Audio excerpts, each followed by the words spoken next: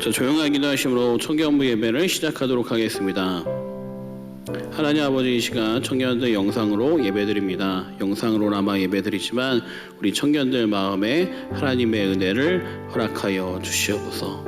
이 시간에도 함께 하심을 믿습니다. 우리 사랑하신 예수님의 이름으로 기도합니다. 아멘. 자, 우리 이 시간 여러분 마음을 다해 하나님께 영광의 찬양 드리도록 하겠습니다. 어둠에 빛을 주시고 하늘에 달과 별을 두시고 온돌 속에 질서를 두신 분,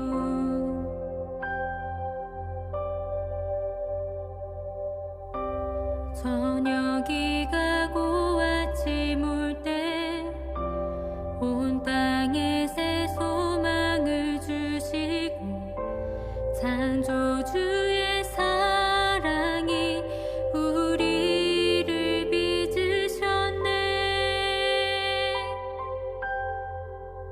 참 아름다워라 주님의 세계는,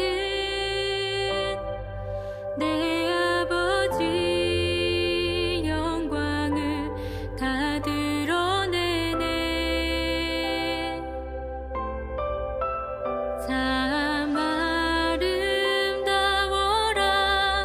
주님의 세계는, 온 세상이 주의 사랑을 속삭이네. 참 아름다워라 주님의 세계는, 내 아버지 영광을 다 드러내네. 참 아름다워라 주님의 세계는,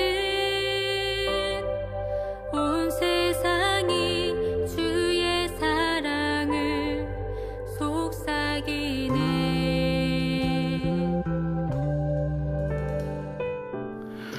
자, 오늘의 말씀은 창세기 28장 10절부터 22절의 말씀을 우리 화면을 통해 함께 읽도록 하겠습니다. 야곱이 브엘세바에서 떠나 하란으로 향하여 가더니 한 곳에 이르러는 해가 진지라.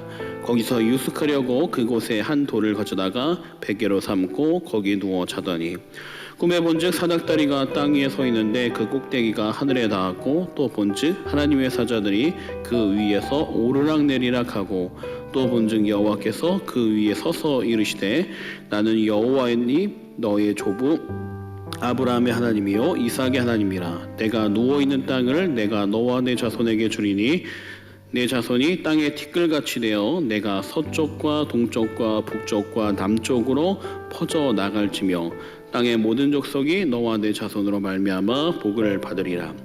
내가 너와 함께 있어 내가 어디로 가든지 너를 지키며 너를 이끌어 이 땅으로 돌아오게 할지라. 내가 내게 허락한 것을 다 이루기까지 너를 떠나지 아니하리라 하신지라. 야곱이 잠이 깨어 이르되 여호와께서 과연 여기 계시거늘 내가 알지 못하였도다. 이에 두려워하여 이르되 두렵도다. 이곳이여 이것은 다름 아닌 하나님의 집이요 이는 하늘의 문이로다 하고, 야곱이 아침에 일찍 일어나 베개로 삼았던 돌을 가져다가 기둥으로 세우고 그 위에 기름을 붓고 그곳 이름을 베델이라 하였더라. 이 성의 옛 이름은 루스더라. 야곱이 서원하여 이르되 하나님이 나와 함께 계셔서 내가 가는 이 길에서 나를 지키시고 먹을 떡과 입을 옷을 주시어 내가 평안히 아버지 집으로 돌아가게 하시오면 여호와께서 나의 하나님이 되실 것이요 내가 기둥으로 세운 이 돌이 하나님의 집이 될 것이요 하나님께서 내게 주신 모든 것에서 10분의 1을 내가 반드시 하나님께 드리겠나이다 하였더라. 아멘. 자, 가랑비가 추적추적 내리는 거리에서 갑자기 사람들의 비명소리가 들렸습니다. 이 나이 70세쯤 되어본 할머니가 고통스러운 표정으로 자살을 한 겁니다. 앰뷸런스가 왔고 곧 이어서 할머니를 실어 갔습니다.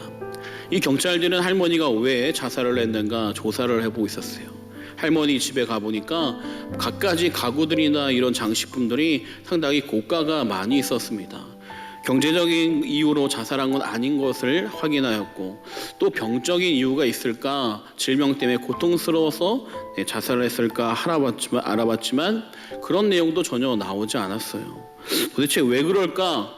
불치병도 아니라면 도대체 왜 자살한 것일까 고민하다가 이 할머니의 소지품을 뒤져보던 한 경찰이 그의 일기장을 발견하게 되었습니다. 그리고 그 일기장을 본 다음에 왜 자살했는지 비로소 알게 됐어요.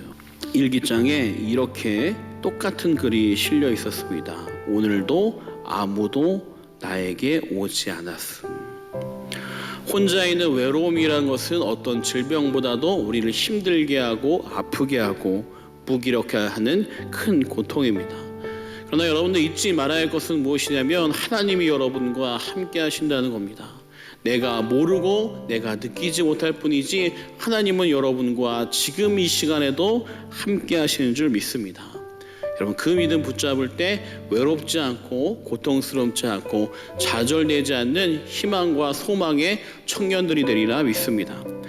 형의 장자권을 빼앗은 야곱은 어머니와 함께 아버지를 속이고 형을 대신하여 축복 기도를 받았습니다. 그 형이 가만히 있지 않죠. 이 형을 피해서 이 동생은 할 수 없이 집을 떠나서 삼촌네 집으로 피신하게 된 겁니다. 그래서 이 야곱은 자신의 집 브엘세바에서 삼촌의 집인 하란까지 이동을 할 수밖에 없게 됐어요. 요즘처럼 여행을 자유로운 시대, 아니 코로나 때문에 요즘 잘 여행을 못했지만 지금까지 계속 자유롭게 세계 여행도 다녔죠.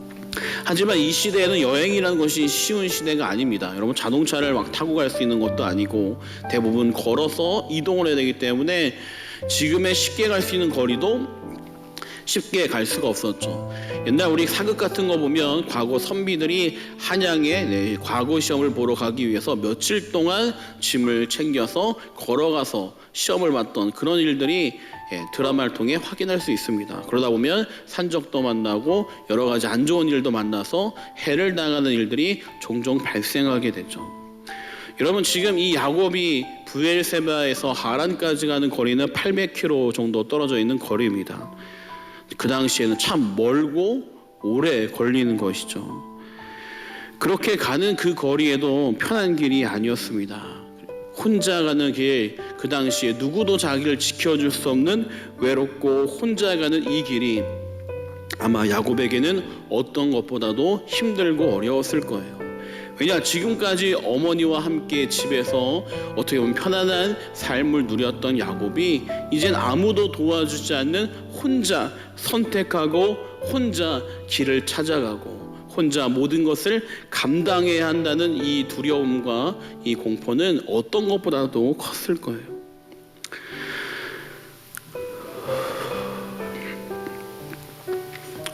근데 여러분, 이 야곱이 홀로 남겨지는 이 순간이 참 중요한 순간입니다. 왜냐하면 오늘 말씀해 보게 되면 이 홀로 있는 이 순간 야곱은 하나님을 만나게 됩니다. 나중에 야곱이 삼촌네 집에 있다가 다시 자신의 고향으로 돌아올 때 또다시 한번 완전히 홀로 남겨지는 자리가 마련되게 돼요. 그때도 다시 야곱은 그 속에서 하나님을 만나게 됩니다. 여러분, 이 말씀이 참 중요한 메시지를 우리에게 가르쳐줘요. 주변 사람들과 주변의 수많은 일들과 그렇게 파묻혀 있을 때는 하나님을 깊이 만나지 못하는데 아무도 보지 않고 아무도 함께하지 않는 그 자리에서 하나님을 깊이 만나고 체험하게 된다는 겁니다. 여러분, 우리들도 마찬가지입니다. 세상에 있어서 세상의 수많은 일들과 세상의 수많은 사람들을 만나고 다니는 그 자리에서는 하나님을 쉽게 만나지 못하죠. 마치 내가 혼자 남겨져 있는 것처럼 느껴질 때, 외로워 보일 때, 아무것도 내 옆에 있지 않다고 느껴질 때 비로소 우리는 하나님을 부르게 되고 하나님을 찾게 되고 그 속에서 하나님을 긴밀하게 만나게 되는 겁니다. 그러므로 야곱이 지금 두려움과 외로움 속에 있지만 어떻게 보면 그 자리가 하나님을 깨닫고 깊이 만나는 귀한 자리로 바뀌어지게 되는 것이죠. 아무도 있지 않다고 느꼈을 때 있던 그 자리, 그러나 하나님은 그 자리에서 야곱을 만나 주십니다. 13절 말씀 보게 되면 또 본즉 여호와께서 그 위에 서서 이르시되 나는 여호와니 너의 조부 아브라함의 하나님이요 이삭의 하나님이라. 내가 누워 있는 땅을 내가 너와 내 자손에게 주리니.